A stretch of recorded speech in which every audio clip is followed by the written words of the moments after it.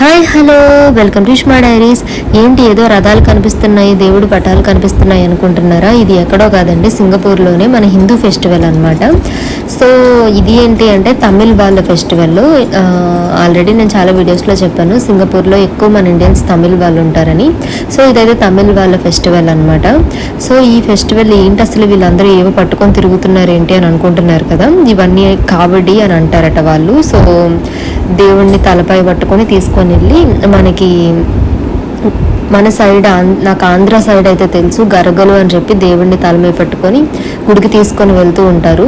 So కొంచెం నాకు అలా అనిపించింది అనమాట ఇదైతే కనుక. సో ఇలా దేవుడు ఒక్కొక్కరు ఒక్కొక్క, ఇదైతే శ్రీ మురుగన్ది అండ్ ఇంకా వినాయకుడు, ఇలా డిఫరెంట్ దేవుళ్ళు అందరివి అయితే కావిళ్ళు పట్టుకొని ఇలా డ్యాన్స్ వేసుకుంటూ అయితే తీసుకెళ్తున్నారనమాట. సో అసలు ఇది ఎందుకు చేస్తారు అంటే కనుక ఈ మనకి రావణాసుడు వధ ఇలాంటి స్టోరీస్ ఎలాగున్నాయో అలాగే దీనికి కూడా ఒక స్టోరీ ఉందన్నమాట. శ్రీ మురుగన్ ఒక రాక్షసుని సంహరించినందుకు గాను ఈ ఫెస్టివల్ అయితే చేసుకుంటారంట. అండ్ అందరూ ఇందులో ఎలా అంటే మనకి భవానీ మాలలు ఎలా ఉంటాయో అలాగే ఇక్కడ ఈ దేవుడికి కూడా ఒక మాల ఉంది. సో అందరూ ఎల్లో కలర్ డ్రెస్సెస్ అయితే వేసుకొని మాల వేసుకొని తలపై పాలు పట్టుకొని పాల బిందులు పట్టుకొని వెళ్ళి సమర్పిస్తారనమాట దేవుడికి. సో ఇదే ఈ ఫెస్టివల్ వెనకాల ఉన్న స్టోరీ అనమాట. నాకు తెలిసిన చిన్న స్టోరీ చెప్పాను, డెప్త్గా నాకేమీ తెలియదండి, జస్ట్ ఏదో కొంచెం తెలుసుకొని చెప్పాను, తప్పైతే క్షమించండి.